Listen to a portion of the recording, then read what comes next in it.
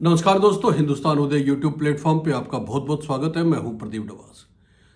दोस्तों, राहुल गांधी ने आज गुजरात में वो कहा है जिसका लंबे समय से शायद कांग्रेस के कार्यकर्ता इंतजार कर रहे थे, जिसकी उम्मीद राहुल गांधी से पिछले कुछ समय में की जा रही थी। ऐसा लग रहा था कि राहुल गांधी ने जिस तरह से केरल के नेताओं के साथ बैठक की और कड़ा संदेश दिया है, तो दूसरे राज्यों में भी इसका असर तो होना ही था। राहुल गांधी अब ऐसे मूड में दिखाई दे रहे हैं जिसमें कांग्रेस को लेकर किसी तरह का कोई कॉम्प्रोमाइज वो करने को तैयार नहीं है। अपने 2 दिन के गुजरात दौरे में राहुल गांधी ने 9 से ज़्यादा बैठकें की। उन्होंने कार्यकर्ताओं को संबोधित करते हुए साफ कहा कि गुजरात में 2 तरह के नेता और कार्यकर्ता इस समय कांग्रेस में मौजूद हैं।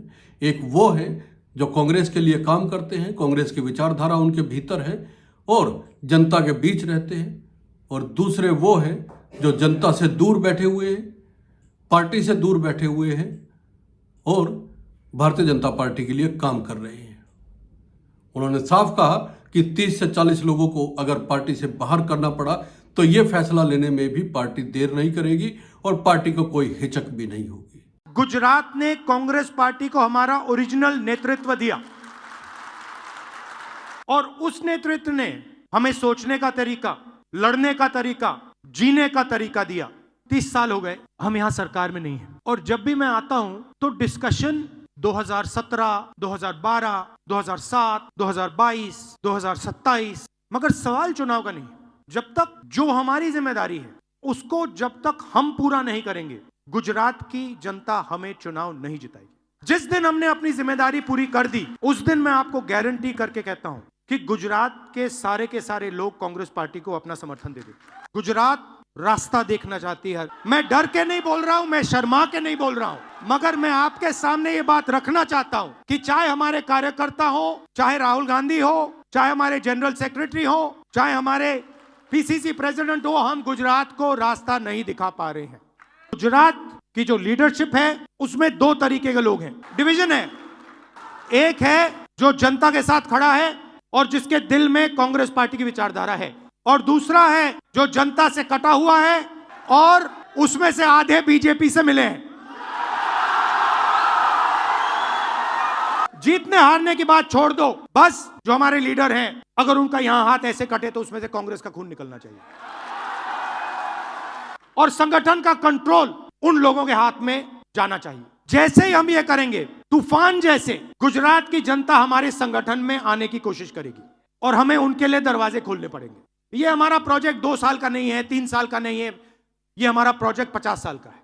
कांग्रेस पार्टी की विचारधारा जो सचमुच में गुजरात की विचारधारा है, जो आपने हमें सिखाया है, जो गांधी जी ने हमें सिखाया है, जो सरदार पटेल जी ने हमें सिखाया है, वही हमने गुजरात में करना है। हमारे नेताओं को, और मैं इसमें अपने आप को भी जोड़ रहा हूं, हमारे नेताओं को गुजरात की जनता के बीच में, घर में जाना पड़ेगा, उनकी आवाज सुननी पड़ेगी। आप हमसे चाहते क्या हो, हम आपके लिए क्या कर सकते हैं, हम आपकी शिक्षा के लिए, स्वास्थ्य के लिए, बिजनेस के लिए, भविष्य के लिए क्या कर सकते हैं, बताइए। दोस्तों, ये कहा तो राहुल गांधी ने गुजरात में है, लेकिन इसका असर मुझे लगता है कि कांग्रेस के हर राज्य में जाना चाहिए जहां कांग्रेस इस समय फूट का, सिर फुटबल का और आपसे खींचतान का दंश झेल रही है। कांग्रेस के लिए ये बेहद जरूरी है कि इस समय सख्त फैसले लिए जाए, कड़े फैसले लिए जाए, और ये कड़े फैसले कहीं ना कहीं कांग्रेस की स्थिति को सुधारने का काम करेंगे। हम अगर गुजरात की ही बात करें तो गुजरात में 2022 के चुनाव में विधानसभा में सिर्फ 17 सीटें कांग्रेस जीत पाई थी। इसका एक बड़ा कारण यह भी कहा जा सकता है कि आम आदमी पार्टी ने 2022 के विधानसभा चुनाव में बेहतर प्रदर्शन किया था। 13% से ज़्यादा वोट आम आदमी पार्टी इस चुनाव में लेके गई थी, लेकिन इसका असर कांग्रेस पार्टी पे इतना पड़ेगा शायद कांग्रेस के नेताओं ने नहीं सोचा होगा। इसके अलावा जो लोग कांग्रेस को छोड़ के कांग्रेस में रहते हुए भारतीय जनता पार्टी के लिए काम कर रहे हैं, उनकी पहचान करने के लिए भी राहुल गांधी ने साफ कह दिया है कि ऐसे लोगों को पहचाना जाएगा और पार्टी से बाहर निकाला जाएगा। उनका कहना है कि ऐसे लोगों की डोर जो है वो बीजेपी के हाथ में है, चाहे वो ईडी के माध्यम से है और चाहे अन्य जांच एजेंसियों के माध्यम से है। राहुल गांधी के इस संदेश से पूरे देश में फर्क पड़ेगा, ये जानकारों का मानना है। राजनीति के जो विश्लेषक हैं, पंडित हैं, उनका कहना है कि राहुल गांधी के इस तरह के तेवर गुजरात से पहले केरल की बैठक में भी देखने को मिले थे और केरल के नेताओं को उन्होंने साफ संदेश दिया था कि किसी भी तरह की कोई बयानबाजी अगर कोई नेता करता है तो उसके खिलाफ सख्त कार्रवाई की जाएगी। आपको मालूम होगा कि केरल में शशि थरूर ने जिस तरह से कहा था कि उनके पास और भी विकल्प है, उसके बाद शशि थरूर का शायद कोई बयान सुनने में नहीं आया है। तो निश्चित तौर पे कांग्रेस अब उस मूड में है जहां पे बागी हो चुके या कांग्रेस में रहते हुए कांग्रेस के खिलाफ काम करने वाले नेताओं पे लगाम लगाने का मन बना चुकी है। दोस्तों, आपको याद है हरियाणा विधानसभा चुनाव जो लोकसभा चुनाव के मात्र 4 महीने बाद हुए थे, और जिस तरह से हरियाणा में यह माना जा रहा था कि इस बार कांग्रेस सत्ता में आएगी। भारतीय जनता पार्टी जो 10 साल से सत्ता में मौजूद थी वो अब सत्ता से बाहर होने जा रही है। तमाम सर्वे और तमाम एग्जिट पोल में भी कहा गया था कि हरियाणा में कांग्रेस सरकार बनाने जा रही है, लेकिन उसके बावजूद कांग्रेस सत्ता में आते आते रह गई थी। इसकी वजह क्या हो सकती है आप समझ सकते हैं।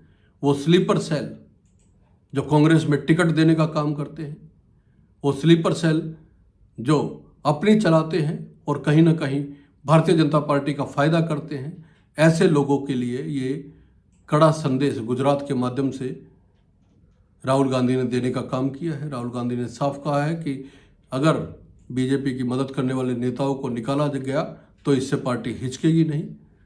हरियाणा में भी कुछ ऐसा ही हुआ था और यही वजह है कि हरियाणा में विधानसभा का दूसरा सत्र शुरू हो चुका है और सरकार में आने के बाद ये शायद हरियाणा विधानसभा में पहली बार हो रहा है में कि 2 सत्र बीत जाने के बावजूद नेता प्रतिपक्ष का चुनाव नहीं हो पाया और बिना नेता प्रतिपक्ष के विधानसभा सत्र चल रहा है। यह आपसी फूट का ही नतीजा कहा जा सकता है। कौन है वो लोग जिन्होंने कांग्रेस को हरियाणा विधानसभा में हरवाने का काम किया था कांग्रेस के भीतर रहते हुए? कौन है वो लोग जो प्रचार में शामिल नहीं हुए थे? कौन है वो लोग जो प्रचार के दौरान रूस कर घर बैठ गए थे, फिर उनको मनाया गया? ऐसे लोगों पे भी कार्रवाई की जानी बहुत जरूरी है। कौन है वो लोग जिन्होंने हरियाणा विधानसभा में जाट वर्सेस दलित का मुद्दा बना दिया था? कौन है वो लोग जो कांग्रेस को संगठन नहीं बनने दे रहे किसी भी राज्य में? ऐसे लोगों पे शिकंजा कसने की कांग्रेस आला कमान की शायद तैयारी हो चुकी है और यह तैयारी जरूरी भी थी। अब ऐसा लगता है कि कांग्रेस उस मूड में नहीं है जिसमें कहा जाता था कि या कांग्रेस है और या न्यू ए चलेगी। हरियाणा रोडवेज की बस के बारे में कहा जाता है कि या न्यू ए चलेगी, लेकिन शायद कांग्रेस में अब बदलाव की तैयारियां शुरू हो चुकी है। राहुल गांधी के इस भाषण को लेके आपका क्या सोचना है, क्या मानना है, कमेंट करके जरूर बताइएगा। और क्या राहुल गांधी की इस शक्ति से कांग्रेस के भीतर कुछ बदलाव होने की उम्मीद है, ये भी जरूर बताइएगा। बहुत बहुत धन्यवाद। नमस्कार।